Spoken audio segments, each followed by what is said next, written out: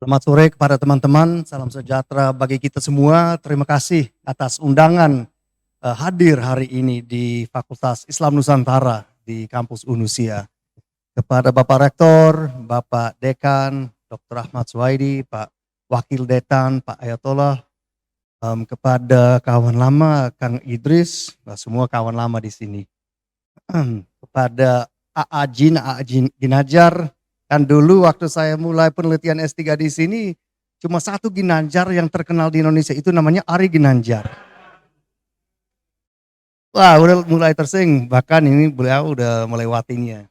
Nah, kepada kawan-kawan, oleh karena ada pandemi, saya sebenarnya udah banyak kawan di sini, tapi beberapa yang baru hari ini saya ketemu secara tahap muka sama Pak Nuril, sama Pak Munawir. Jadi semoga insya Allah pandemi ini makin turun, kita bisa memperbanyak silaturahmi. Nah, daripada saya panjang lebar dengan introduksi, sebelum mulai mau digarisbawahi bahwa kan orang antropologi ini atau orang antropolog kita sering suka untuk membalikkan sesuatu. Jadi hari ini yang serius jadi lucu, yang lucu jadi serius. Garis lucu dilihat dari perspektif serius, yang serius. Yang misalkan masalah antar iman, masalah di dalam sebuah agama, itu dilihat dari segi lucu. Nah, mau digarisbawahi bahwa memang niat saya datang untuk hari ini untuk mempertunjukkan beberapa slide. Memang bukan dengan niat untuk mencaci maki, apalagi memfitnai orang. Justru menuju ke ilmiah. Nah, memang kalau kita lihat kondisi sejak mulai ada sosmed di Indonesia, memang sebelumnya ada bukti juga, tapi kan kadang-kadang kalau ada kasus ini, kasus itu, lagi panas sekali kalau di sosmed. Kalau itu apakah gagasan Islam Nusantara menuju Muktamar tahun 2015, apakah itu masalah-masalah dengan FPI, apakah itu masalah dengan Syiah, Ahmadiyah, apakah itu masalah antar iman, orang yang mau pindah agama. Itu kan kadang-kadang terlalu panas, terlalu hangat di dunia sosmed. Nah, saya melihat setelah adanya NU Garis Lurus muncul pada saat kurang lebih tahun 2015 para muktamar, adanya yang setelahnya ada munculnya anak-anak muda yang luar biasa pintarnya dan luar biasa lucunya, mewujudkan sebuah organisasi NU Garis Lucu. Saya pikir bahwa kawan-kawan ini semua sudah tahu. Nah, jadi untuk judul hari ini memancing moderasi bukan emosi, itu dengan play on words lah. Memancingkan dalam konteks Indonesia biasanya sesuatu yang negatif. Tapi saya mau merubah itu. Kalau saya lihat strategi NU Garis Lucu itu untuk memancing dengan sesuatu yang positif. Biar ada sesuatu yang cooling down. Nanti insya Allah itu lebih jelas. Oke, terus slide-nya berikut. Nah, mungkin ini ada salah satu meme yang kawan-kawan semua sudah lihat. Ini sangat populer sekali kalau di internet. Santri Google. Nah, yang di sebelah kiri itu ada ada ustadz yang latar belakang tradisionalis. Dia ada pertanyaan yang ditanyakan mengenai perkara. Nah, dia jawab mengenai perkara ini para ulama berbeda-beda pendapat. Imam Malik dalam kitab Muwatta halaman 1500 menyatakan Nah, jadi dia bilang bahwa ini memang ada beberapa jawabannya untuk pertanyaan yang diajukan kepada beliau. Nah, yang Syekh Google yang di sebelah kanan, kalau kita lihat adanya sosmed, para pakar sosmed itu mengatakan bahwa ada pergeseran otoritas keagamaannya. Nah, jawabannya dari Syekh Google, wah ini hukumannya sudah jelas haram. Merujuk pada tulisan Ustadz Anu di situs islambanget.com, ini sudah jelas haram hukumnya. Pasti itu salah, titik. Nah, itu kan dengan mukanya sangat marah, ya apalagi pakai jari seperti ini yang kurang sopan. Jadi seperti itu pada awalnya ada misalnya Ustadz televisi sampai ada Ustadz Google atau Kiai Google yang muncul. Banyak yang merasakan bahwa mereka kurang ilmu. Nah sekarang dunia sosmed sudah berubah. Oke lanjut. Nah seperti yang disampaikan tadi oleh kawan kita Kang Idris. Penelitian S3 dan buku saya itu memang mengenai AA Game. Saya kebetulan datang ke Indonesia tahun 2005 untuk melaksanakan penelitian ini. Dan pada tahun 25 itu AA Game di puncak popularitas. Kalau di bulan Ramadan itu bisa 5 kali satu hari beliau ada di televisi. Nah saya datangnya tahun 2007 itu lain cerita. Sehingga kawan-kawan dengan berpoligami, kaum ibu-ibu merasa sangat terkhianati karena beliau membawa tema keluarga sakinah. Dianggap bahwa itu sama dengan dia tidak akan menikah lagi. Ternyata beliau menikah lagi. Tapi dari perspektif pergeseran otoritas keagamaan, itu menarik sekali buat seorang antropolog seperti saya. Ilmu agama tidak terlalu dalam, ada klaimnya untuk ilmu laduni. Beliau ada ikut pesantren program kilat di berbagai pesantren di Tasik, di Garut. Tapi pada umumnya beliau tidak ke pesantren dan segala macam. Nah, harus kita ingat bahwa waktu downfall atau turunnya AA Game, belum ada Twitter, belum ada WhatsApp, belum ada Instagram, apalagi TikTok. Nah, jadi pada waktu itu melalui media tradisional, televisi, media cetak, yang munculnya atau akibatnya AA Game turun drastis sekali. Saya melihat semua yang itu, bahkan saya mendampingi beliau di berbagai acara setelah beliau mengalami kesulitan. Nah, pada saat sosmed, dan ada bab buku yang akan insya Allah diterbitkan akhir tahun ini, saya membedakan AA Game dari dahulu dengan AA Game sekarang. AA Game sekarang justrunya dengan adanya sosmed, beliau bisa naik down lagi, tapi dengan caranya tertentu dan popularitasnya yang mungkin sedikit limited. Tapi kalau kita lihat dari followers lumayan banyak. Nah ada satu kesempatan waktu tahun 2016, waktu dengan kasus Ahok, AA Game mulai naik lagi, dikasih panggung malah oleh FPI dan lain-lain. Nah oke, slide yang berikut. Nah ini kalau di ruang digital banyak orang yang caci maki dari kiri ke kanan, dari kanan ke kiri, dari sufi ke yang non sufi segala macam. Nah pada waktu bulan November tahun itu, kan ini sebelum 212, pada 4 November itu di depan istana bukan di Monas. AA Game setelah itu dia di Twitter, umat yang datang luar biasa banyaknya. Sayang sekali Jokowi sama sekali tidak mau menemui rakyatnya yang terluka hati. Wah ada jawabannya di Twitter kan. Kalau di televisi nggak ada yang bisa jawab. Jadi untuk kritik otoritas keagamaannya itu agak lebih sulit.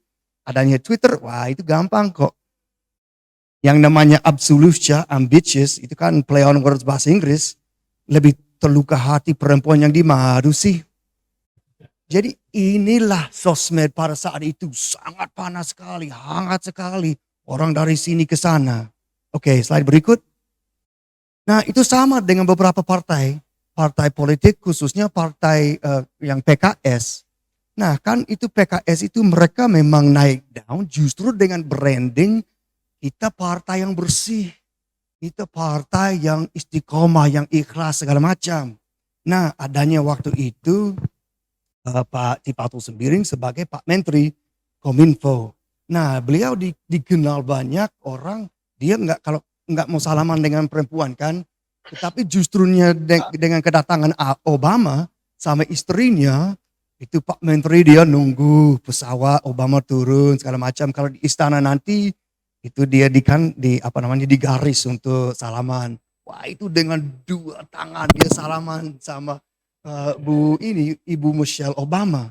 Nah Uni Lubis seorang jurnalis yang hebat sekali, dia langsung ke Twitter, wah ini kamu bisa salaman dengan Michelle Obama tapi perempuan-perempuan orang Indonesia nggak mau. Nah ada sesuatu Pak Fonda yang luar biasa lukisannya dan kartun, dia bikin yang ini. Michelle Ayam Tifato, Minister of Communication and Information.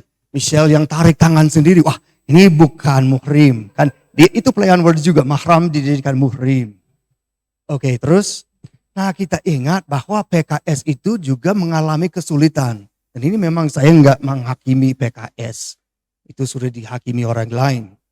Nah, apalagi pemerintah. Nah, kan dikenal sebagai partai bersih.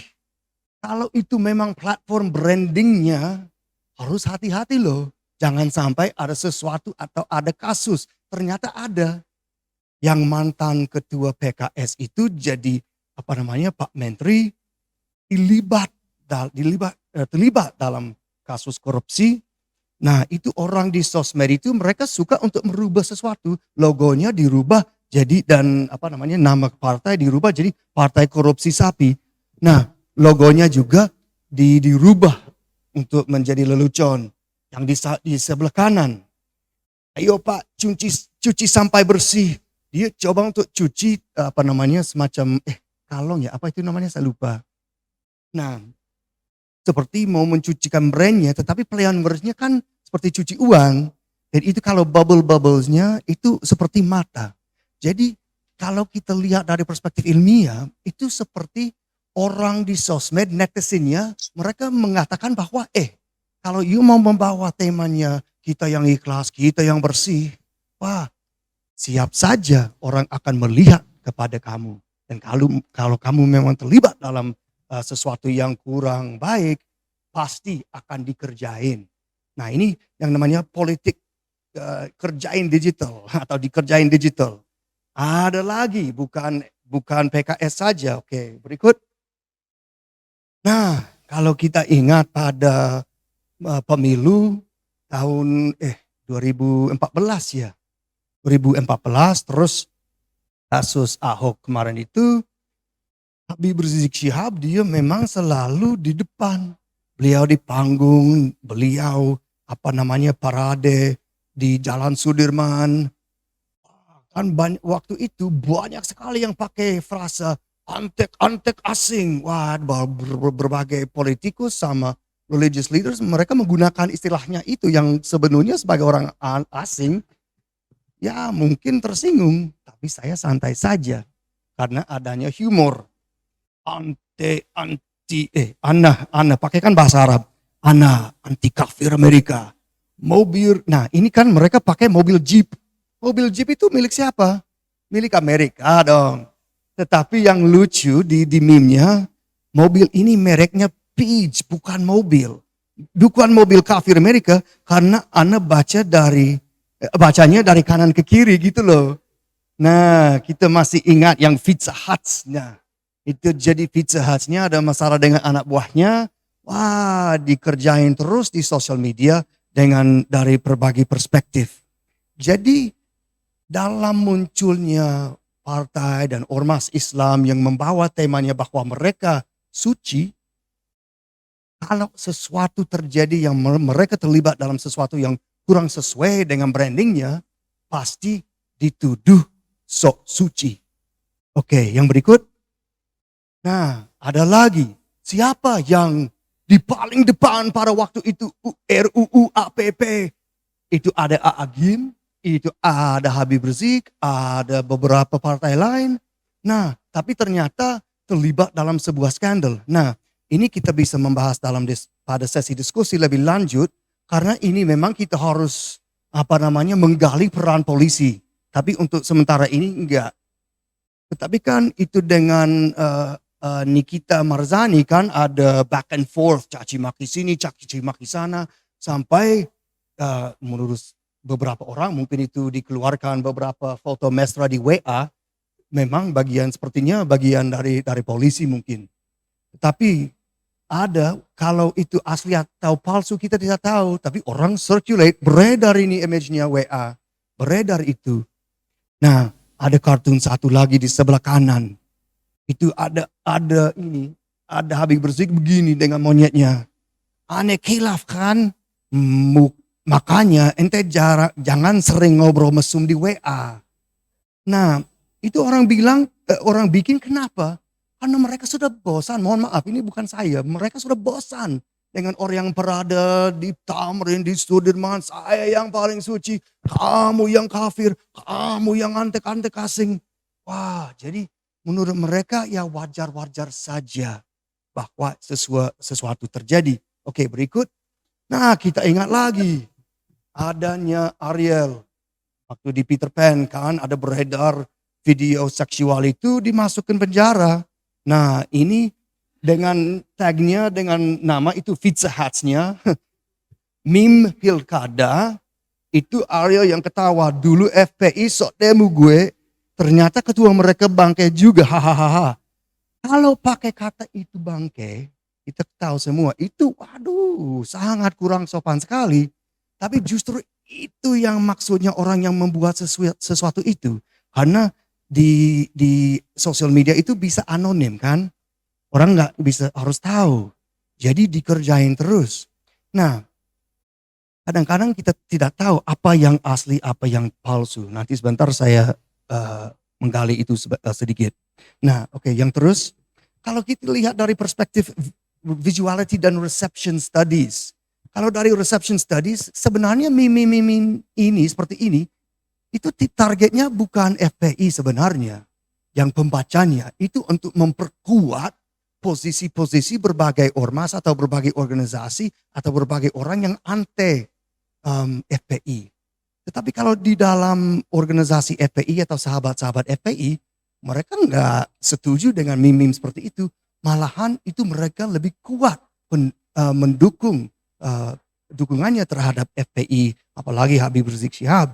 Nah, coba ini yang sangat menarik. Habib Rizik dengan senyum, dicaci maki, semakin dicintai. Ditakut.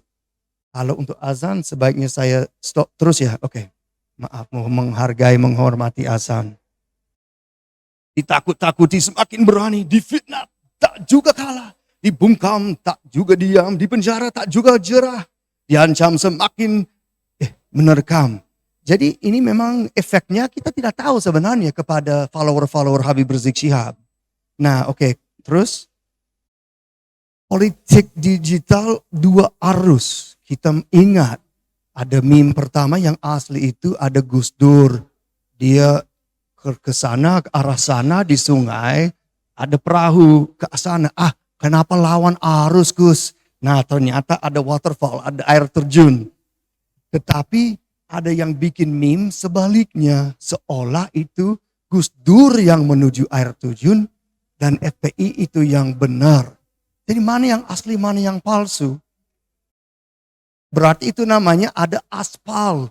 Ada cendekiawan seperti Karen Strassler, Jim Siegel, Johan Linkvist, dan segala macam. Yang menerapkan istilah aspal untuk melukis atau ya membuat sebuah gambar situasi politik di Indonesia pada zaman pasca Soeharto. Oke, terus nah datangnya ada NU garis lucu.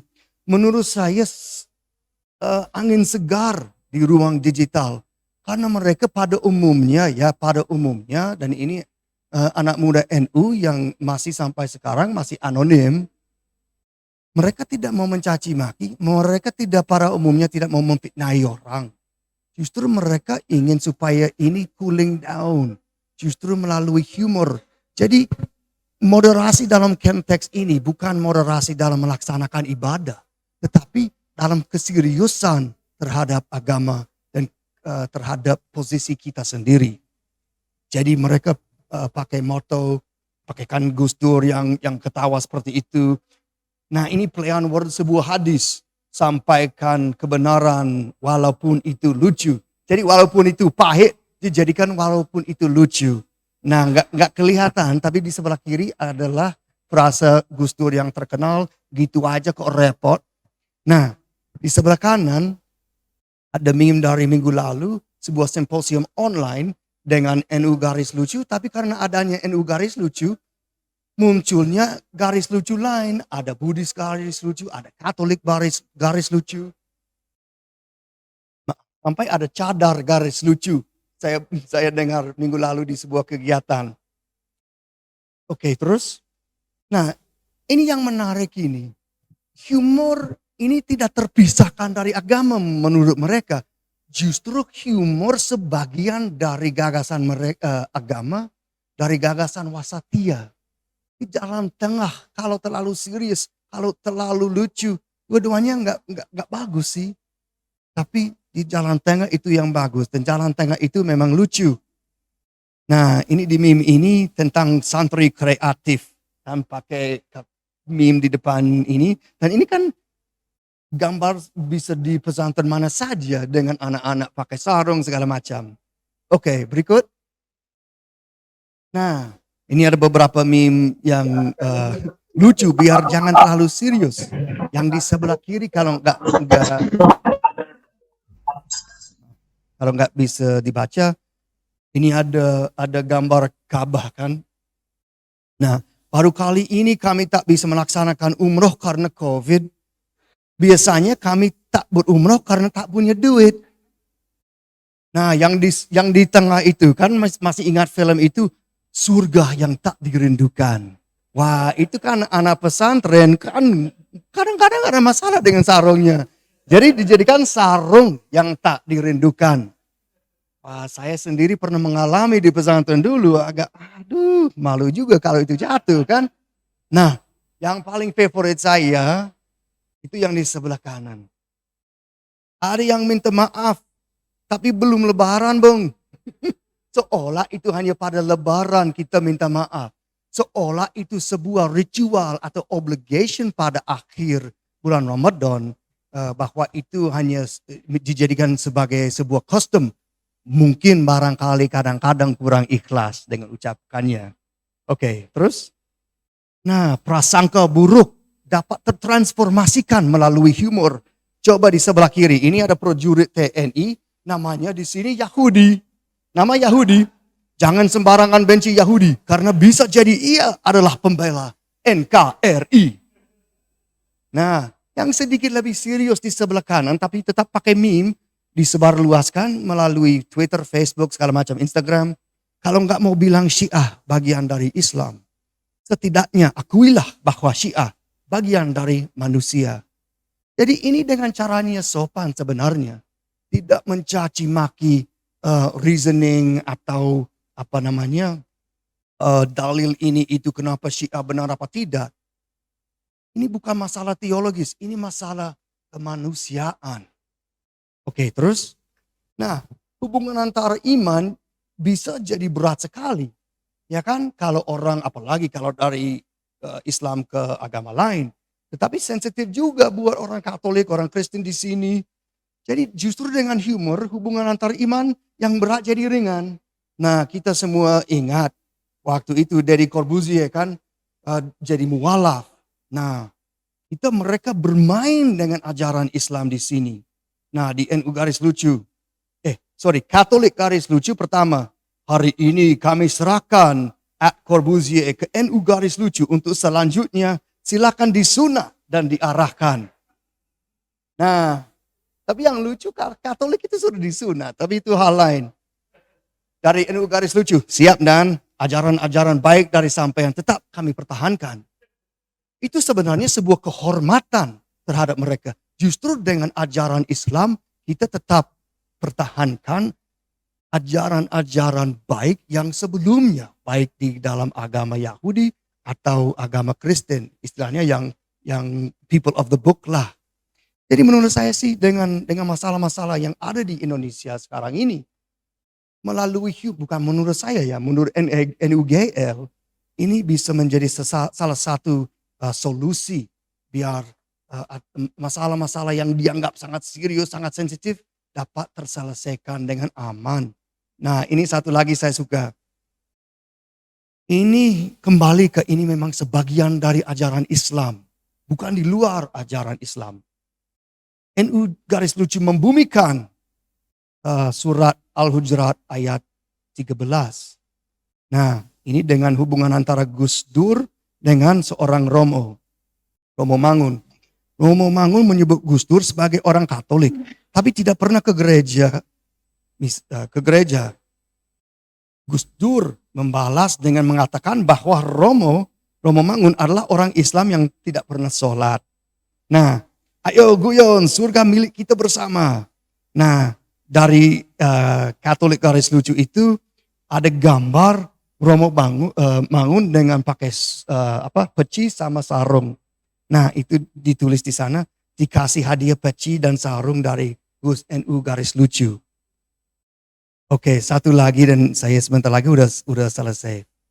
Nah, pentingnya humor di ruang digital. Ada kawan walaupun masih virtual, Kang Fikhril, Mas Fikhril. Nah, beliau kan ada siri komik Mbah Duki yang lucu sekali dan menarik, tetapi memang ada maknanya di dalam. Nah, dia nanya kan dia pakai peci, tapi peci itu ada ada sumbu. Nah, beliau bilang, sesungguhnya sumbu manusia itu sangat fleksibel, bisa memanjang dan bisa memendek. Bisa menjadi sangat pendek bila berhadapan dengan lawan politik, bisa menjadi sangat panjang bila berhadapan dengan kawan politik. Nah, itu di tag, NU garis lucu di tag di Twitter, dan Mas Fikhril bilang, apakah benar NU garis lucu? Mereka membalas, humor diciptakan untuk membasahi sumbu. Jadi kawan-kawan memers dan terus, memers menurut saya sebagai dalang digital. Yang serius jadi lucu, yang lucu menjadi serius. Tetapi NU garis lucu juga pernah pakai sebuah foto Mas Sardono, sebuah komedian tetapi yang juga mungkin tidak dikenal orang, juga sangat keras protes pada zaman Orde Baru.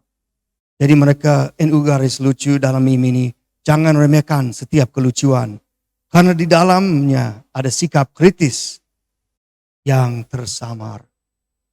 Jadi memang ada yang lucu, ada yang serius. Dengan hadirnya NU garis lucu di Indonesia ini, itu memang untuk membuat kita justru untuk membasahi sumbu.